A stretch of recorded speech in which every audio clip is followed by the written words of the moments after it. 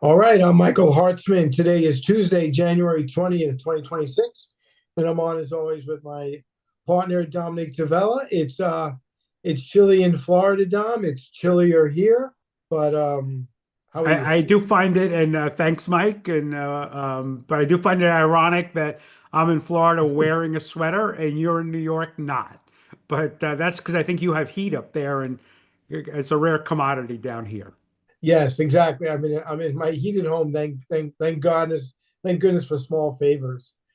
But look, we have a lot to talk about. So let me do the numbers real quick, and I guess they're a moot point at this point. But so far for the year, Dom, the S&P started through Friday, in okay shape, up 1.5%. No one would complain about that. The Dow was up almost 3%, 2.74, and the Nasdaq was actually the laggard so far year to date, up only 1.19%. But all that got thrown out the window today. You and I talked on the last two shows about headline risk, about things bubbling out of Washington, which are unusual to say the least. Disruptive would be the obvious statement, and here we are with Trump threatening to take over Greenland, either in a friendly way, be given to us, or by force. NATO is not crazy about that. Europe is not crazy about that. I think Russia and China are thrilled about that. And the market, as we know, if it hates anything, it hates uncertainty. And that was a mouthful. So I turn it over to you. Yeah, boy, Mike, I'm sitting here thinking about last week's podcast that you and I did, and how so I think we spent quite a bit of time talking about headline risk, right? So the two arguments here, one is the economic cycle we're in, what does the economy look like, versus, hey, when do we get the next tweet? When do we get the next headline announcement? And what does that do to the markets? And I think I might be wrong, Mike. You can correct me, but I think we even mentioned we might be raising a little cash just to kind of be a little bit proactive and be a little safe, which we did. But boy, we woke up. I think it started on Friday, and we woke up this morning to a market that said, "Oh boy, I don't want any of this. I don't want to deal with more tariffs and potentially conflict with our NATO allies." And we had a pretty decent pullback in the markets, and we'll see what happens from here. But not surprising, the markets did not like to hear the latest announcement, commentary from this administration regarding what they're thinking about Greenland and the NATO alliance. It was bad news. I was on the phone this morning with a client, and we were talking about this, and he summed it up better than I could. And I told him I was going to steal his line for the podcast tonight, because I wake up every morning and I say to myself, "What now?" And it's exhausting. Whether you're an investor, financial advisor, an economist, it's just exhausting. You know what, Mike, I had a very similar conversation with a client. In fact, in this particular case, the client said to me, "Aren't you exhausted?" And look, we don't have a right to complain at all. We have a great life. We have a great company. We manage a crazy amount of client assets and responsible for that. I always say we chose this. Nobody made us do it, right, Mike? And we do it very gratefully and humbly. But yeah, it's exhausting because at the end of the day, we're supposed to look at the economic cycle. We have to look at where corporate America is, where the US consumer is, the global economic environment, and make investment decisions. And then we have somebody basically throwing in, I'm trying to think of a polite way to say this, Mike. You can help me if you want to. Well, I'm going to steal your line, throwing in an unforced error. Unforced error, right? That's your line. I don't want this to be a complete commentary on the policies that are being thrown out there. but we've stated, and I think quite accurately, and love for somebody to correct me if I'm wrong, but I think President Trump would have gotten substantially most of what he would want anyway out of this relationship with Greenland and of course the NATO allies without the drama without the drama. So I don't know what the end game is, and I'm sure it'll come soon enough. And maybe this, like the past headlines, will just go away. I just don't know if it takes a day or a month, right, Mike? But I think it will resolve itself. But we're going to have some drama in the meantime.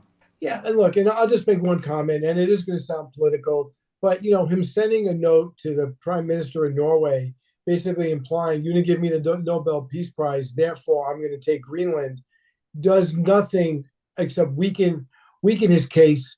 When I first saw that, Dom, I swear to God, I thought it was parody, but it's real. It happened, and it's stuff like that that's more frustrating than anything else because Yeah, it's Mike, not even the serious. comment, which was meant to be private, by the way, right? And it was so shocking that I think somehow it leaked out. But I think it was meant to be sarcastic. But who cares? It's not what a presidential approach should be to this particular issue, right? I think Lord knows many a president has been caught on a hot mic and saying something that was meant to be kept private. But boy, this was a little much. Yeah, I think best case scenario was sarcastic. Worst case scenario, it was real. But we'll let Fox News and CNN and MSNBC fight over that. That's not our job. Yeah, our job at the end of the day is to keep people focused on their long-term plan. And I remind everybody that last April, April 8th was the bottom of the market last year. We had a pretty significant correction. We had a 20% pullback in the major indices. And the scary part of that is, Mike, and I'd love for you to jump in on this one. Many, not our clients, but many people jumped out. Fear, panic, get me out. I can't take the pain. And then the market rebounded and had a terrific positive year. But a lot of people got out at the 20% bottom, not the 20% top, Yeah, right? 40% swing from bottom to top, Mike. And they and missed it. They completely missed it because they panicked. and I don't disagree. And I'll quote, in every show I get to quote Yogi Berra makes me happy. And this is probably going to be deja vu all over again.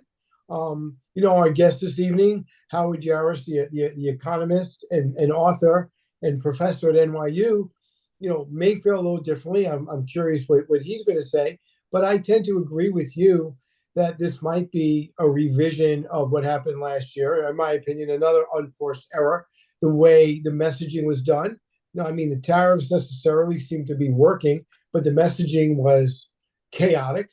Um, and I think we have to remember what you just alluded to is the fundamentals of the economy are basically fine, right? That's the main point is the economy is not deteriorating at the moment. And Mike, just to state the obvious, I'm sorry. So why are the markets behaving that way? I.e., today the averages were down 1.5 to 2% in one day. Why are they behaving this way? Because the possibility does exist that it does go bad. Our thinking is that it won't. I thinking it that this is just the way this administration negotiates, whether we like it or not. But there's certainly, and we certainly have to acknowledge the possibility that it doesn't work out in the end, no matter how confident we might be that it does. It might not, right? Accidents do happen, unintended consequences do happen. Well, I think the good news for us is unlike many other presidents who have preceded Trump, Trump is well aware of what the stock market does. And Trump likes to own the stock market, especially when it does well. So I think at the end of the day, um, he doesn't want to intentionally crash the stock market. That's where the expression last year, came the taco trade. Trump always chickens out. Obviously, it's derogatory towards him, and I'm sure he doesn't want to own that. But at the end of the day, whether you call it smart negotiating or him backpedaling or chaos, whatever the case may be, you're probably right. There'll probably be some type of agreement. I think you said it this morning on our morning call with our advisors. Some type of 100-year lease, some way to give this guy a win without cracking open the NATO alliance, which would be a disaster and would not be treated remotely favorable by the market, Dominic. No, and maybe if anything gives us a little confidence, just kind of giving you a thumbs up on what you said, Mike, it's that selfishly, we do have a midterm election coming in November. A lot is at stake. And I have to believe, common sense, logic, whatever you want to call it, they do not want to put themselves, the Republican Party does not want to put themselves where they just lose both sides of Congress, right? So I think selfishly, there'll be a focus to resolving it sooner than later. And in the end, hopefully good for us because the alternative would really be quite traumatic. Yeah, I know on many, many levels. So let's take a break. And when we come back, Dom, we do have a returning guest, a friend of the show, Howard Yaris. He was on, I think, in the middle or late this fall of last year. He's the author of a book, Understandable Economics, because understanding our economy is easier than you think and more important than you know. And man, is that timely tonight? In addition to being an author, as I said before, he is an economist, he is a professor. So we look forward to his input and his insight. And we'll be right back with Howard Yaris, professor at NYU.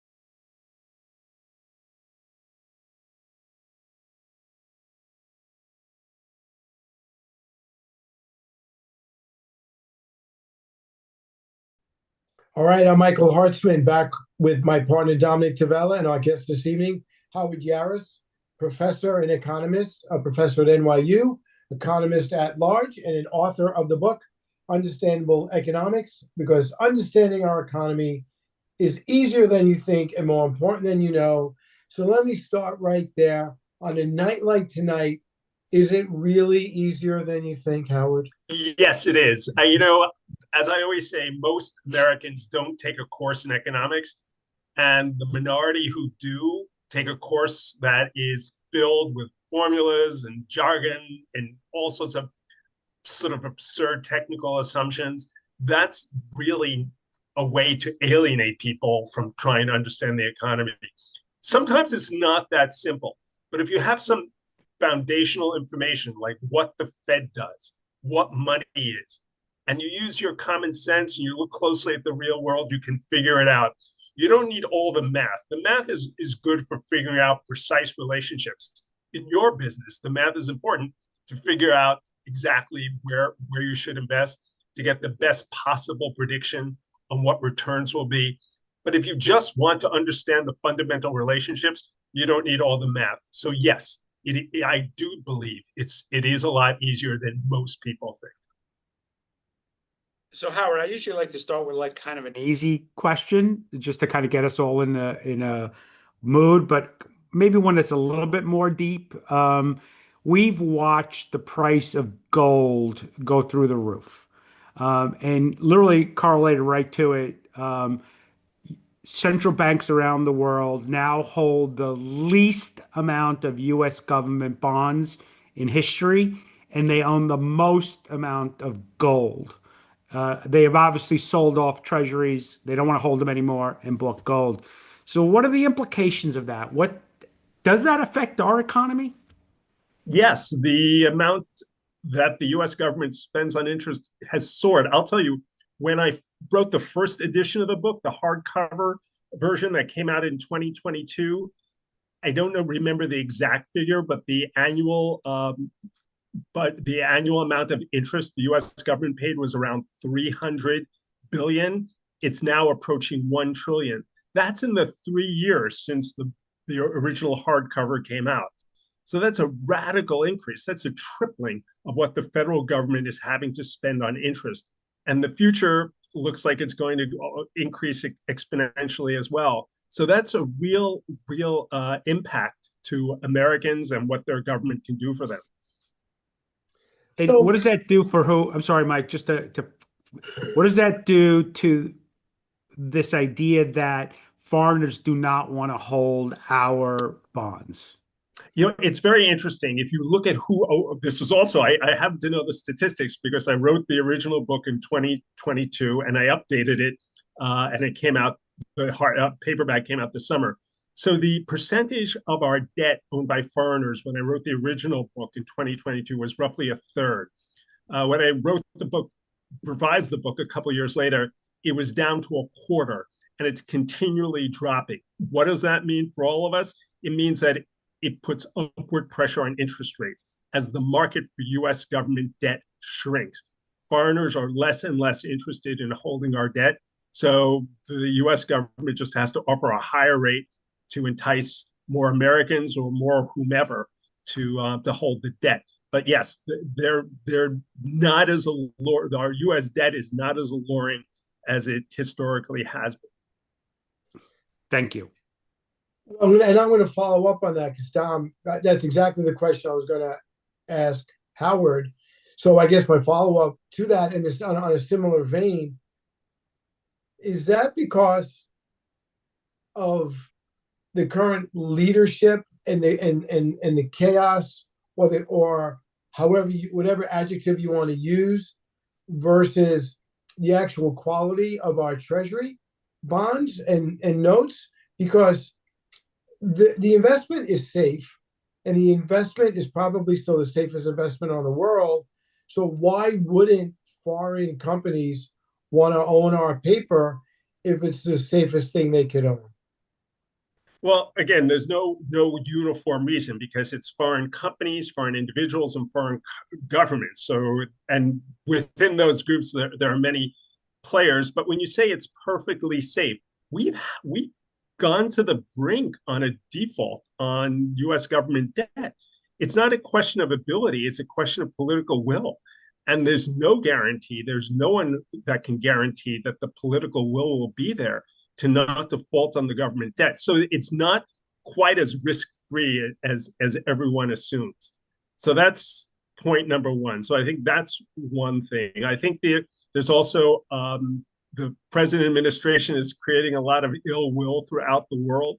So one reaction, aside from the economic merits of U.S. debt, is to just buy less U.S. debt. It's a way of voting with your dollars, with your money, to show that you don't like current American policy. So I think, again, number one is that it's not as risk-free as everyone assumes. And two, it's a way for people to vote with their money to show that they don't like what the current administration is doing. And But the Howard, let me net, just jump there. Howard, Don, I'll go give it to ahead, you in Don. 1 second. Please. Before I give my compliance officer an aneurysm, I don't think I said perfectly safe or 100% guaranteed. I was implying it's the safest investment, one of the safest investments you could buy compared to other currencies. So I just want to make that clear.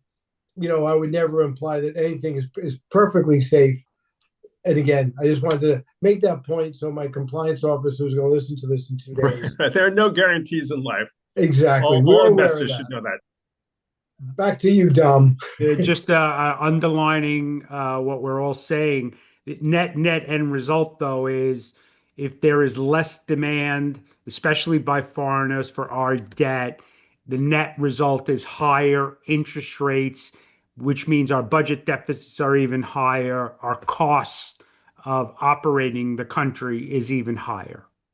Yes, and the budget deficits at this point are structural. There doesn't seem to be, no matter how well the economy is doing, there doesn't seem to be any end in sight. So this is a problem that, to use a word that's overused all the time, but in this case, it makes sense. It's just not sustainable. So go ahead, Mike. I keep interrupting you. No, go ahead. I just want to make the point, an analogy to the housing crisis in 2008. Housing prices were going up faster than incomes. That can happen for a few years, but at some point, because housing is something that most Americans own and use, that is by definition not sustainable. So the question is when and not if the bubble will burst. So again, it's something that can't possibly go on forever. Well, this is pretty obvious, is going to stop at some point. And the question is, when does the U.S. have to reckon with this structural deficit that can't continue the way it is? So on that note, we look at tax revenues 5 years ago compared to today, they're substantially higher, right? So we're taking in way more money than we were 5 years ago, just as an example. But we're also spending way more money than we were 5 years ago. Yeah. So it's clear that it's a spending problem. Would you agree? Well, Loaded question. That's a political decision. There's the money coming in, the money going out. In theory, you can even it out either way. So objectively, you can say it's a spending problem or an income problem. Either way, it could be both. Either way, it's a gap that has to be filled. Oh, we're just to switch gears. As you and Dominic were speaking, I was imagining us sitting in your class. But I'm assuming the students in your class don't look like us. They look like our children or grandchildren, and their mindset is completely different. And I know in your book you covered the whole Occupy Wall Street, which I guess was now about 15, 20 years ago. Do you when you're talking to young people today and trying to describe the economy, is it the same conversation you were having with your students 30 years ago? How has it changed? How do you have to, change your narrative for this audience, or is it still economics 101? I think students today, and I hope no one from NYU is listening, the NYU's administration is listening to this, are less informed than they used to be. To the extent that they think about these issues, they think capitalism is something bad. And I give a full-throated defense of capitalism in the beginning of the book.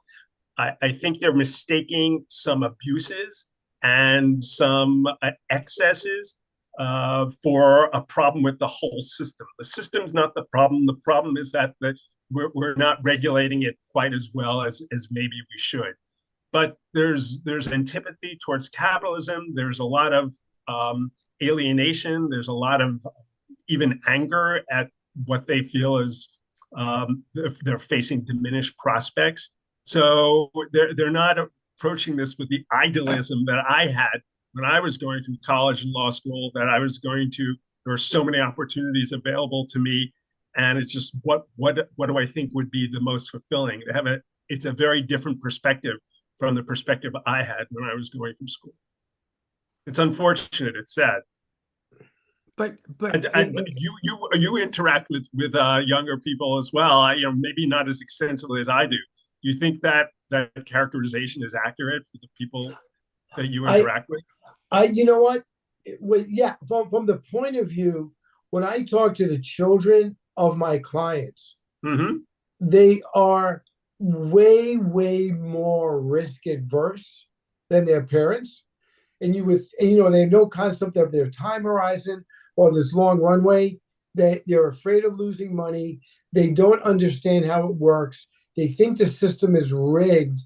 And yeah, Mm-hmm. we spent a lot of time educating them, and the whole idea, and I always say to them, if you want to be more conservative, then we'll do that, because I'd rather you make less money than you wind up losing money and you don't invest for the next 10 or 15 years. That is the biggest way I could harm your investment future. So I spend less time trying to convince them that they should be a little more aggressive because they're young, and just try to get them to break that egg open a little bit and take some risk, and then we can revisit it down the road when they've had some success. I'll speculate the reason that they're more conservative is they have the bias that I just discussed, that Yes, they think yes, there's less opportunity out there. They can never replicate what their parents achieved, because let's face it, the kids you deal with are the fortunate ones whose parents have a good amount of assets, and they're just afraid they can never replicate that. Whereas I think a generation or two ago, the world was your oyster. There's so much opportunity out there. If you failed at one thing, you'll succeed at something else. I think they see this more as a zero-sum game, and they were fortunate enough to be born into a family that was on the winning end of the stick, and they want to do everything they can to preserve it, because it would be very hard to replicate that. 1000%.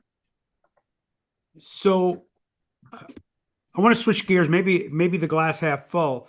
This same group of people, and I was trying to look it up real quick, and I apologize. I have it somewhere. I'm just not sure how quickly I can get my hands on it. But this group of people is scheduled over the next 10, 20 years to inherit the largest amount of wealth in the history of this country. They literally will inherit trillions of dollars. So maybe in a Tens of glass half trillions. full Yeah. discussion, Howard, do you know the number off the top of your head? Or I'm They sorry, say $70 trillion from one just generation, from one whole generation, which is an extraordinary sum of money. so, and both myself and Michael are seeing this in our practice where couples that I would say are maybe mid 50s, and I don't want to use the word struggling, but trying to pay their bills and educate their children, and God forbid, but mom or dad passes away, and next thing you know, they inherit 1 million or 3 million or $5 million.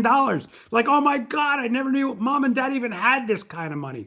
What are the implications going forward for this group in our economy when this wealth transfers over these next 10 years or so? I think it's great for the people who are getting it, but for the people on the other side of the coin who aren't inheriting, it becomes more and more difficult for them. And some scholar of ancient Rome once said he could sum up why Rome fell in one short sentence: too few had too much. And I think when you have too much of an imbalance, I think it creates social instability and a lot of resentment. So I think there's a concern with that. I'm not saying I have the answers. I'm just pointing out that there are the people who are benefiting very significantly from this system, and then there are the people sort of left out in the cold, and that can result in a bit of resentment and sort of fray the social network.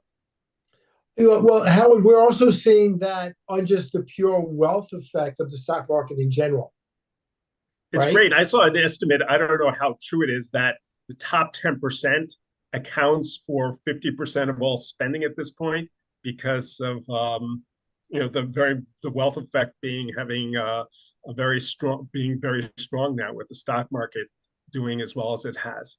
Well, yeah. I mean, I guess, and I guess that was my point in bringing it up.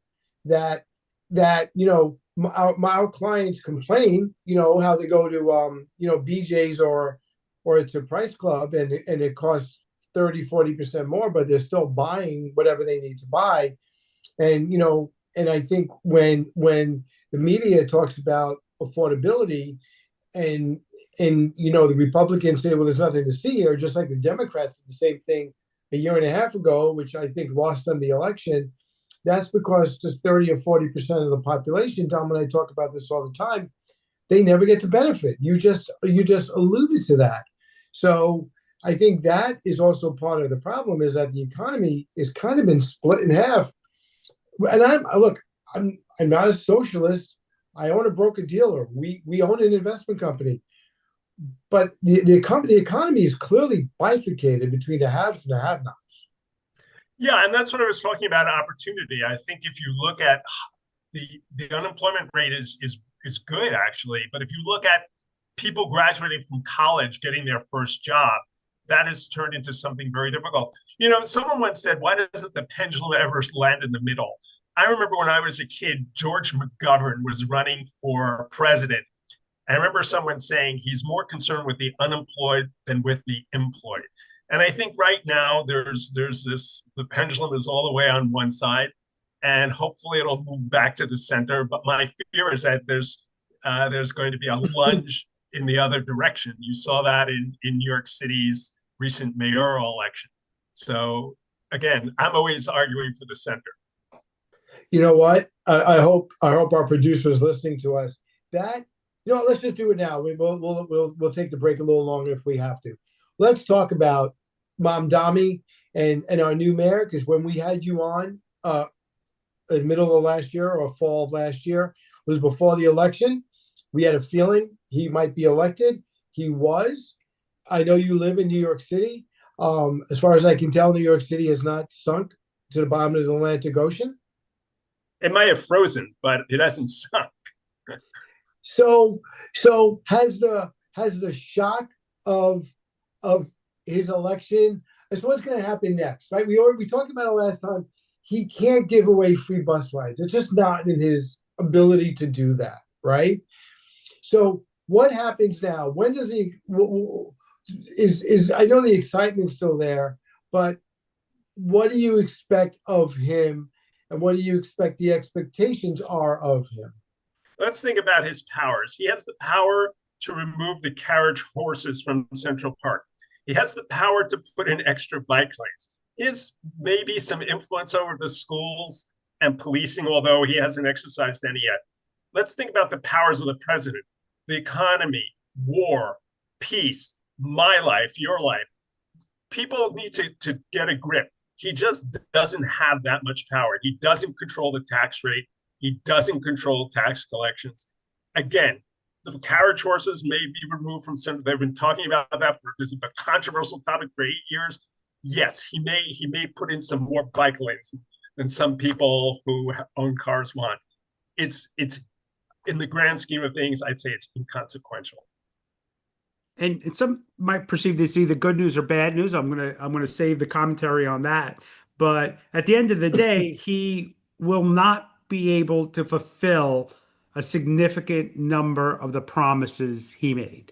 Yes, and I may say, is that fair to say, Howard? yes, that's totally fair to say. And maybe he will get free buses, but is that really the end of New York City if buses become free? If somehow they figure out how to come up with the $600 million a year to make buses free, is that something that is going to make New York City unlivable? Obviously not. It's very overblown. So yes, I don't see it as anything terribly consequential. And just for the sake of saying it out loud, if we could get free buses, especially for the people that ride buses, that's not your average millionaire. There might be a couple that do it, but I wouldn't say your average millionaire. Those are hardworking blue collar people. Why not be able to give them free bus rides?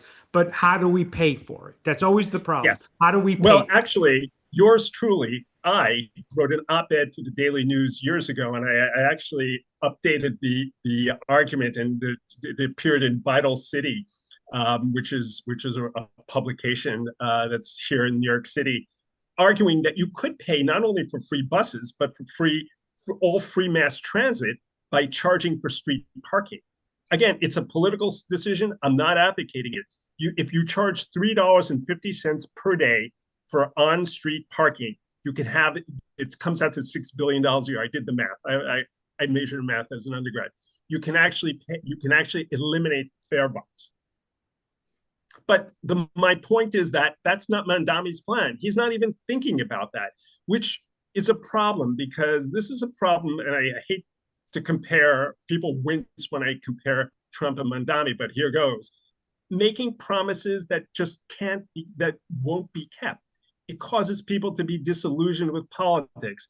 And Mandami to say we're going to get free childcare, which would cost $6 billion a year, which happens to be the complete budget of the NYPD, is irresponsible if there's no way to fund it. Similarly with the free buses, he could have said, yeah, we're going to bump up the fees on street parking, but he didn't. So there's just, it's just a pie in the sky idea. And that's what Trump did also, about prices will drop on day one and peace is going to break out all over. And it causes disillusion. And I think to finish this whole thought, voters need to do a better job. They need to listen to what people are saying and say, how are you going to do that? Not just, oh, sounds good, let me vote for you. Well, look, Mandami and Trump wouldn't be the first two politicians who, said things they had no intention or had no ability to fulfill. It just seems part of the job description of being a politician, unfortunately. Yeah, but I think it's been ratcheted up. I think the promises have become more and more extreme. It's one thing to say he's going to improve the economy or somewhat, or push or reduce inflation, but to say prices are going to start dropping on day one, it's a question of how much you push the truth. And I think it's being pushed to breaking point at this point. That's fair. Listen, let's take a break right there. And then when we come back, Howard, what I want to explore a little bit, you said it on the pre-show.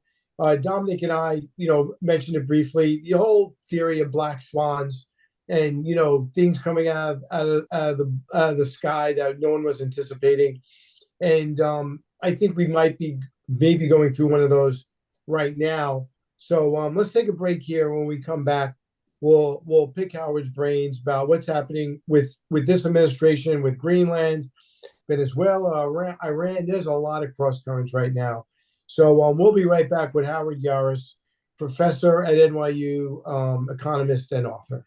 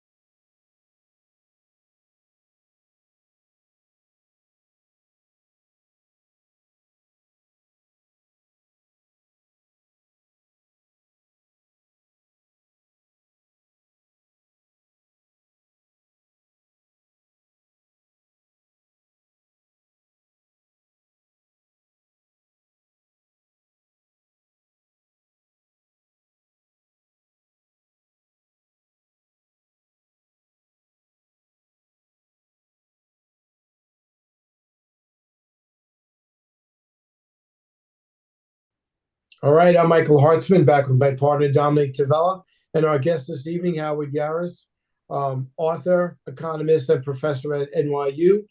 Um, Howard, Dom and I mentioned it briefly. You mentioned it before the show.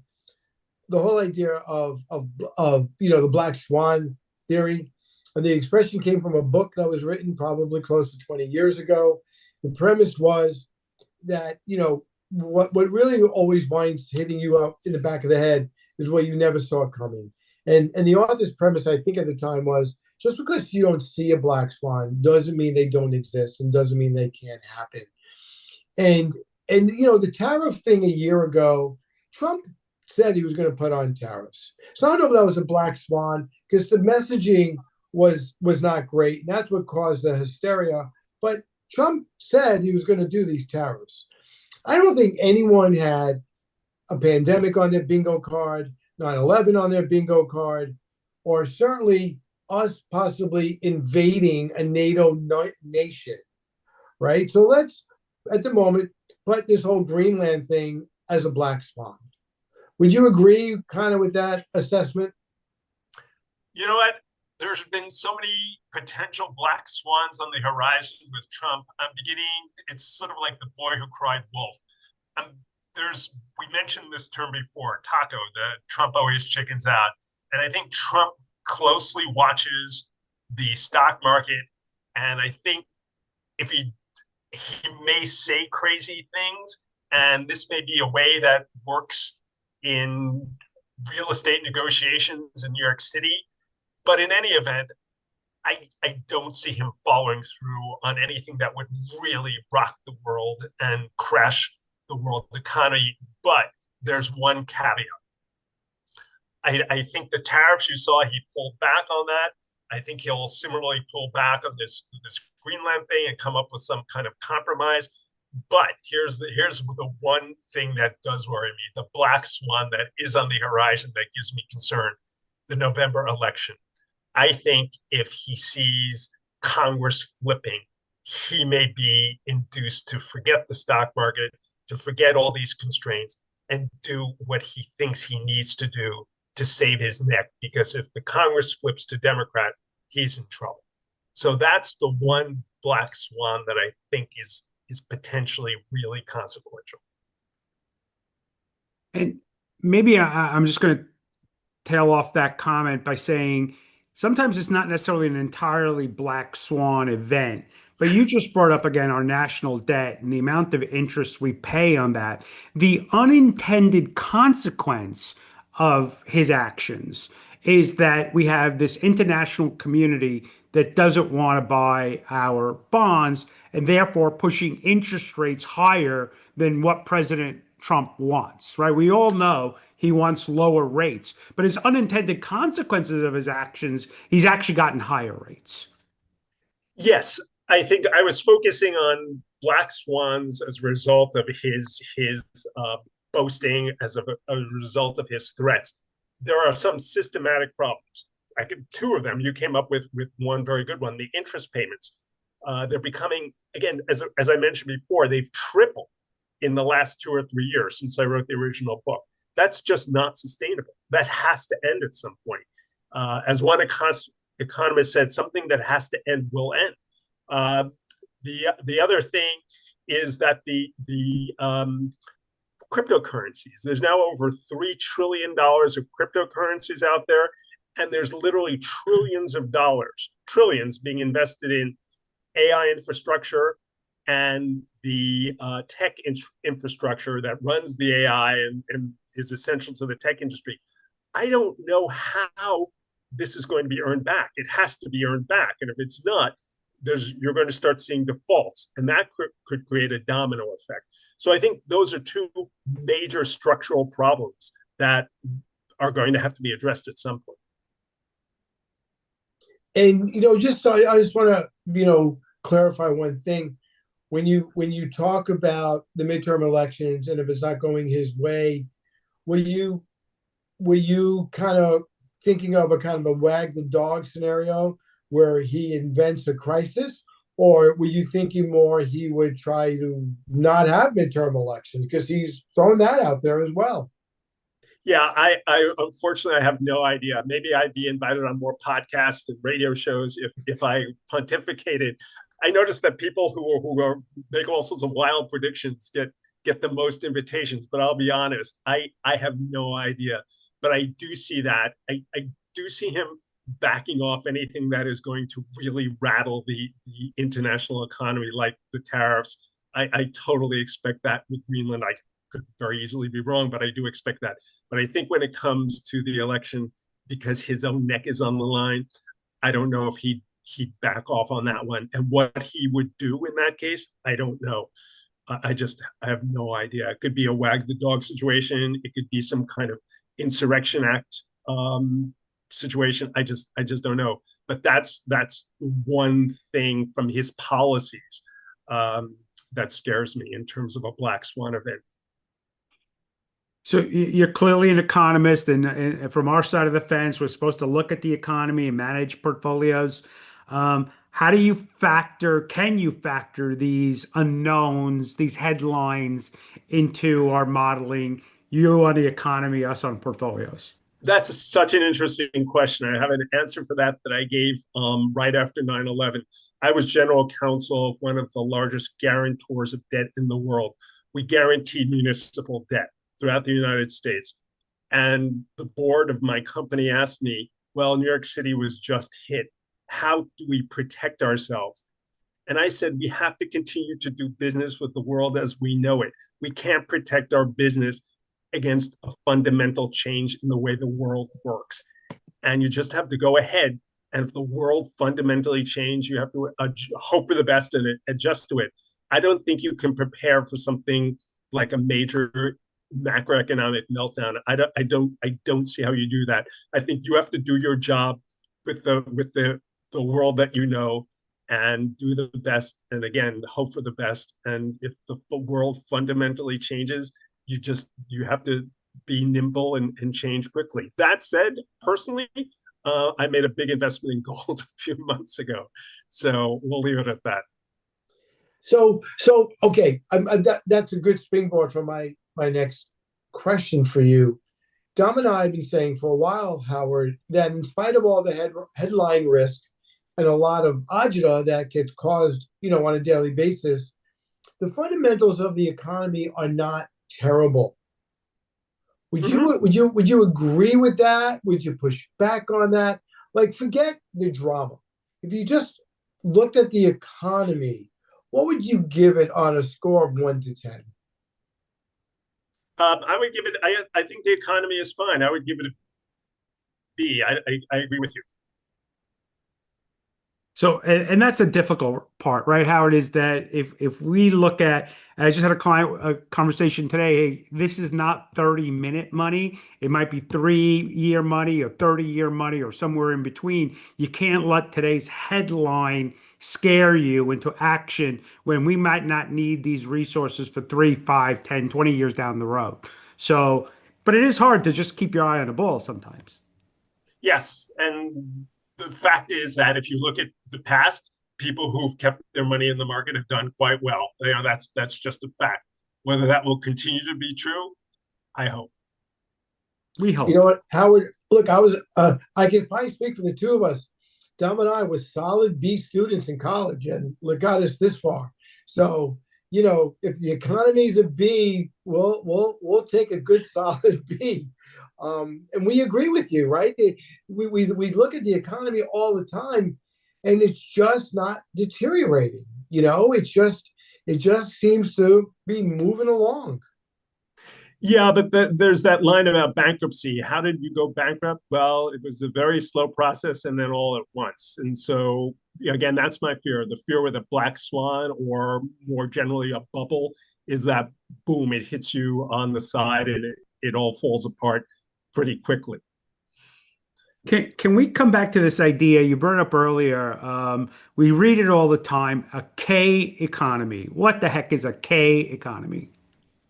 It's something we've already talked about is how the well-off are doing particularly well and the not so well-off are doing particularly poorly. It's a bifurcated economy. And we can safely say it's the half of the people of the have-nots that literally are struggling every day. I don't know if it's half. I think some people claim it's more like 80%. But yes, it's the bottom part of the K is bigger than the top part. But yes, it's a bifurcated economy where the people doing well are doing really well. If you I recently went very personal on a vacation in Peru, and all the upscale places were packed. It was impossible to get a reservation anywhere. So I think that the people who are doing well are doing very well, and that's throughout the world. The reason I mentioned Peru is because only about a third of the tourists were American, and again, the upscale places are doing extremely well.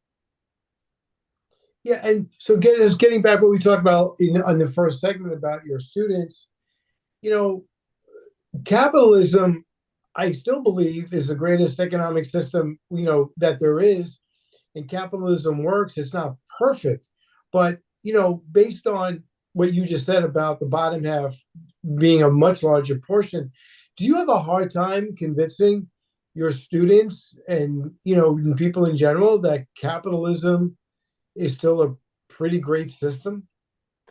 Um, Frankly, most of my students at NYU are like the children of your clients. So they're people who know they've benefited enormously from the system. So I don't have a hard time convincing them of that actually. But and listen, I'm as big a fan of capitalism as all of you.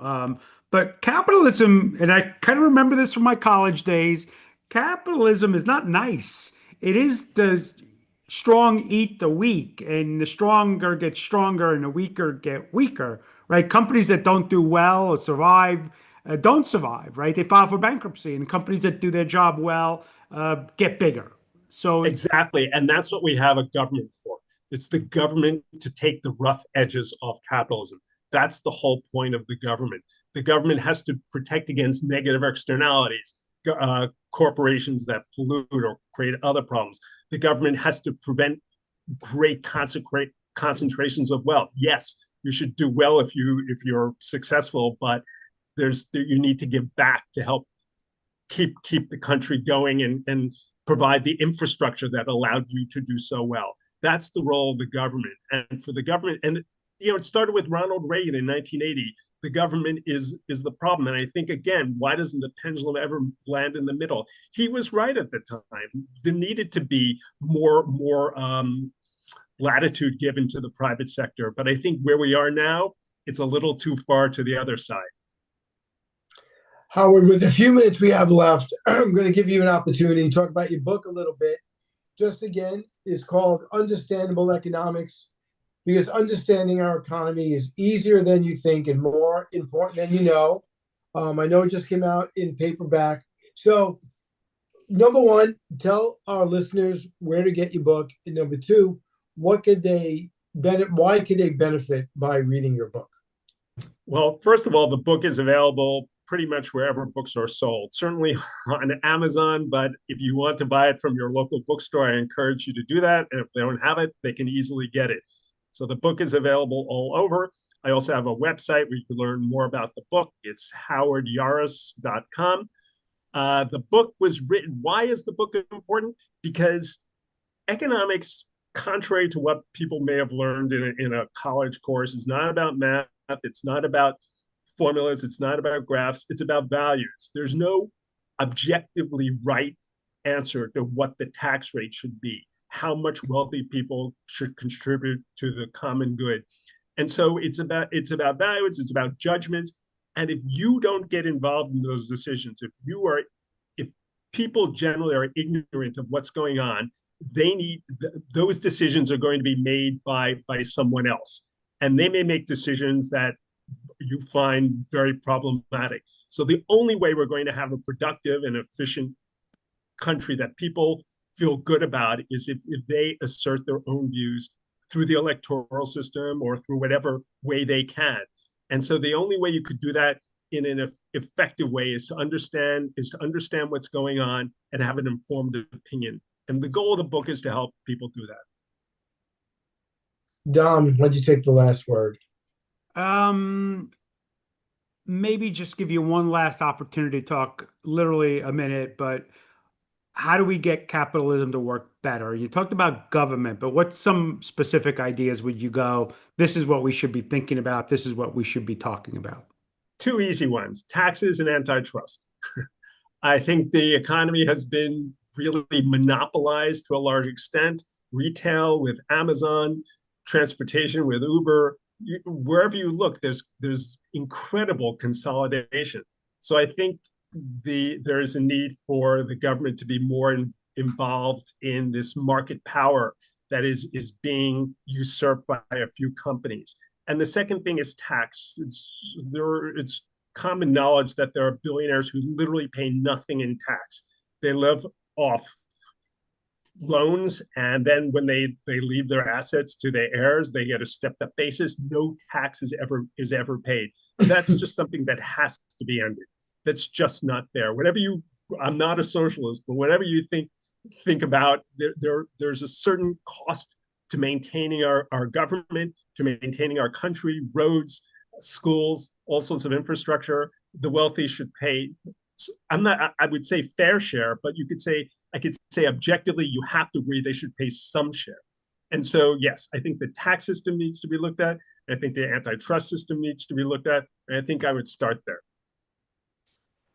How I'd would we? love to continue that part of the conversation. And so I look forward to the next time. We'd love to have that Yeah. conversation. Oh, that'd be great. You know what I was just going to say? How would we? We wanted to have you back because your common sense approach to all of this and your calming effect, and you certainly didn't let us down. So thank you for making the time and rejoining us this evening. Oh, thank you so much for having me. I really enjoyed it. Thank Thank you. you, Adam. And Dominic and I will be back next time with a new edition of the Lebenthal Report. Have a good night, everybody. Good night, all. Good night.